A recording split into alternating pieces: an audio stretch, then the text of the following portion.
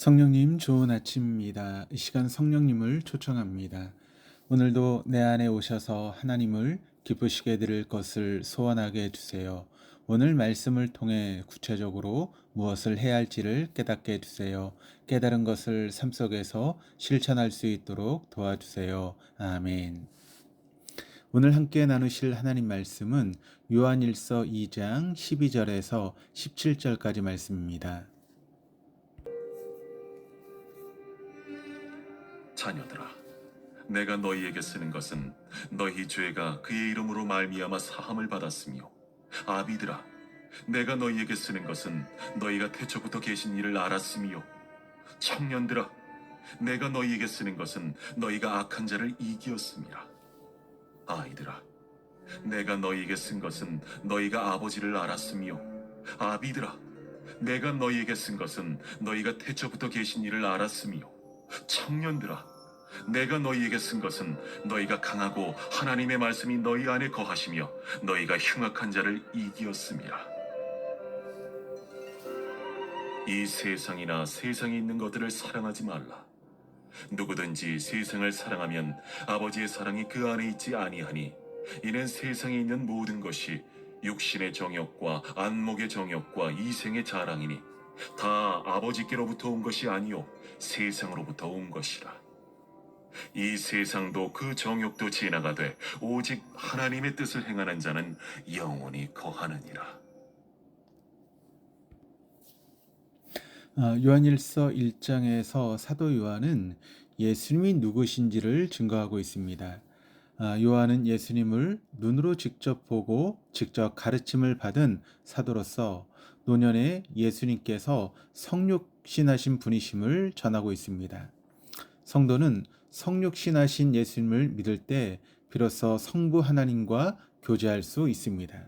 사도 요한은 이 교제를 사귐이라고 표현했습니다. 하나님과 교제하는 사람은 어둠에 거하지 않고 계명을 지킵니다. 계명은 곧 형제를 사랑함인데, 형제를 사랑하는 사람은 빛 가운데 있고 형제를 미워하는 사람은 어둠에 있다라고 전합니다. 12절입니다. 자녀들아, 내가 너에게 쓰는 것은 너희 죄가 그의 이름으로 말미암아 사함을 받았으며. 12절에서 14절까지 원문을 보면 왜냐하면 무엇 때문이다 라고 하는 형식이 6번이나 나옵니다. 사도 요한이 본문에서 밝히는 이 편지를 쓰는 목적 6 중 하나는 왜냐하면 성도들의 죄가 예수님의 이름으로 말미암아 사함을 받았기 때문이다 라고 입니다. 이런 형식이 6번 나오는 문장 구조입니다. 성도인 우리는 예수님의 이름으로 죄사함을 받았고 의롭게 되었습니다. 그래서 지금 구원받은 자, 하나님의 자녀로 살아가고 있습니다. 사도 요한이 너무나도 당연한 말을 서신에 쓴 이유는 예수님에 대한 믿음이 흔들리지 말 것을 격려하고자 했기 때문입니다. 요한서신 기록 당시 물질은 악하고 영은 선하다라고 하는 영지주의 거짓 교사들이 교회에 영향을 끼칠 때였습니다. 오늘날 교회는 영지주의자처럼 신앙을 흔드는 다양한 세속적인 가치관에 영향을 받고 있습니다. 세속적 가치관에 기인한 거짓 가르침이나 거짓말이 활개칠수록 우린 예수님에 대한 믿음을 더욱 견고히 다져가야 할 것입니다. 13절입니다. 아비들아, 내가 너에게 쓰는 것은 너희가 태초부터 계신 이를 알았으며, 청년들아, 내가 너에게 쓰는 것은 너희가 악한 자를 이겼음이라. 태초부터 계신 이는 예수님을 가리킵니다. 성도들은 예수님을 이미 알고 있는 사람들입니다. 여기서 안다라고 하는 것은 머리로만 아는 것이 아니라 마치 눈과 귀야 온몸으로 상대와 교감할 정도로 경험적으로 인격적으로 안다라고 하는 그런 뜻입니다. 성도들은 예수님을 이처럼 경험적, 인격적으로 아는 사람들입니다. 이렇게 예수님을 알지 않았다면 회개의 눈물을 흘릴 수 없으며 구원의 기쁨으로 감격할 수 없습니다. 우린 이를 경험했습니다. 이런 의미로 사도 요한은 성도들을 향해 태초부터 계신 이를 알았으며 라고 말했던 것입니다. 다음은 성도들은 악한 죄에 대한 승리를 경험한 사람들입니다. 이기다라고 하는 단어는 승리하다 또는 처부수다라고 하는 뜻을 가지고 있습니다. 성도들은 사탄을 의미하는 악한 자들을 이미 이긴 사람들입니다. 그렇다면 우리가 사단을 이긴 것이 아니라 우리와 함께 하시는 예수님께서 사단을 이기셨기에 우리가 사단을 이긴 것입니다.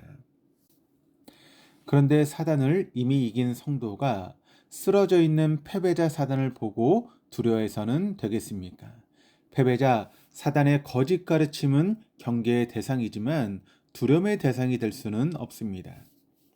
14절입니다.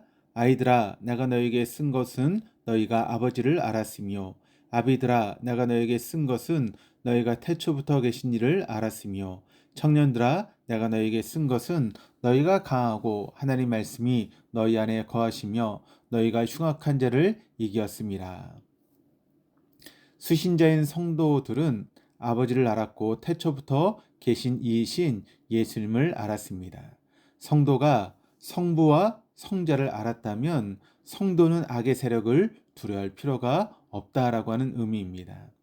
14절에서 청년들에게 전하는 격려 역시 13절에서 청년들에게 전하는 격려의 내용과 다르지 않습니다. 14절에 너희가 흉악한 자를 이겼음이라 라고 하는 표현은 13절에 너희가 악한 자를 이겼음이라 라고 하는 내용과 같은 표현입니다.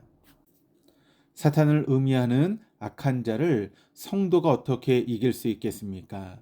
성도를 강하게 하시는 주님 때문이고 하나님의 말씀 때문입니다. 나와 함께 하시는 주님의 강하심으로 내가 사단을 이길 수 있었고 내 안에 하나님의 말씀이 있을 때 그 말씀으로 내가 사단을 이길 수 있었습니다. 하나님의 말씀으로 우리가 세상을 이기고 사단을 이길 수 있습니다. 15절입니다.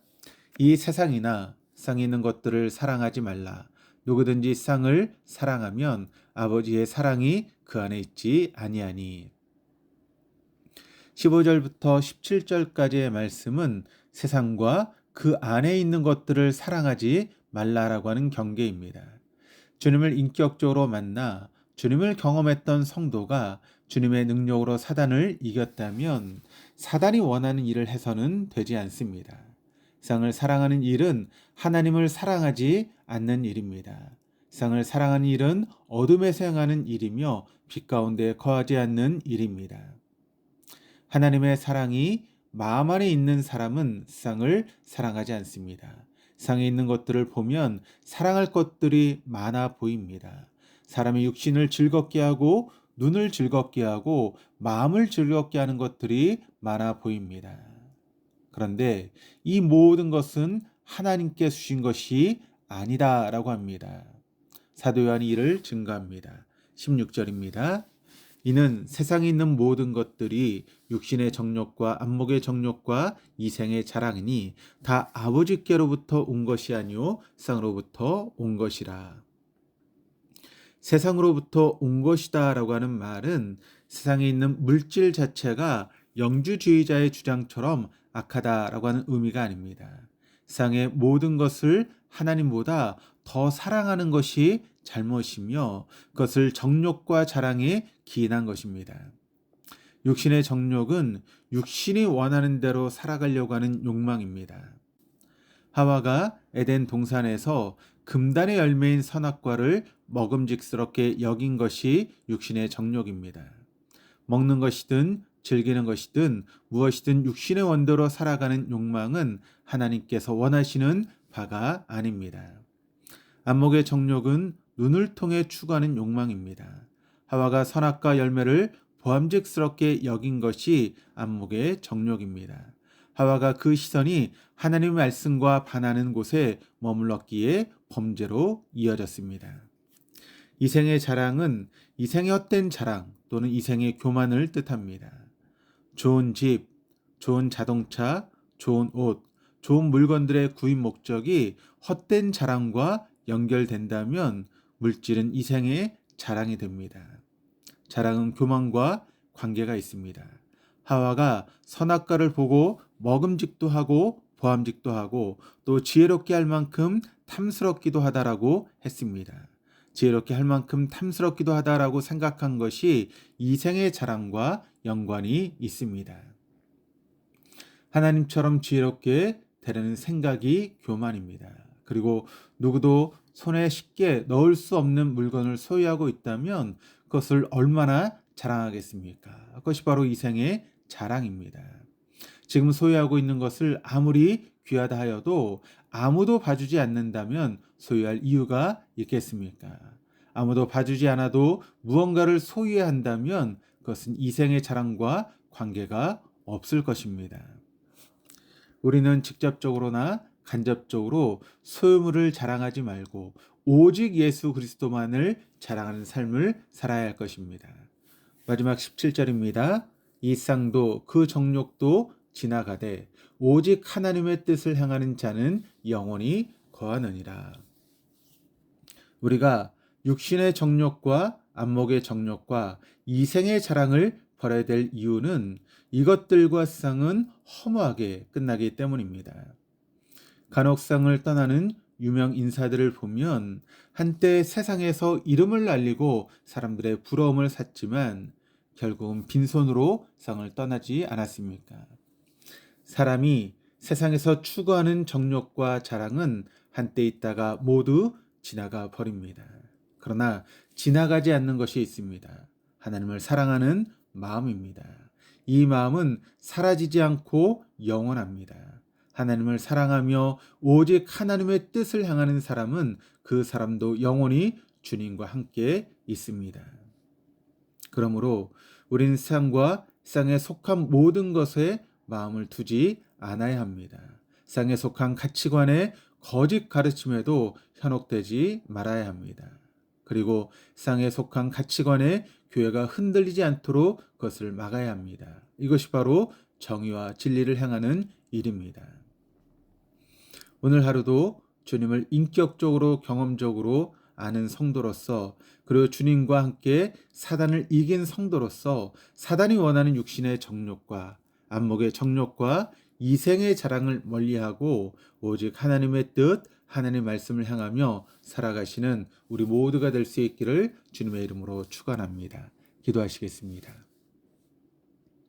하나님 아버지, 저희의 죄를 예수님의 이름으로 사해 주시고 태초부터 계신 분을 알도록 해 주시고 강하신 주님과 주님의 말씀 안에서 악한 자와 흉악한 자를 이기게 해 주셔서 감사드립니다.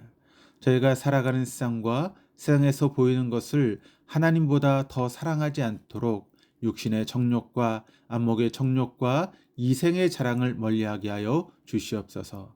세상과 정욕은 언젠가는 사라지지만 하나님의 사랑과 말씀과 뜻은 영원히 잊지 않게 하시옵소서.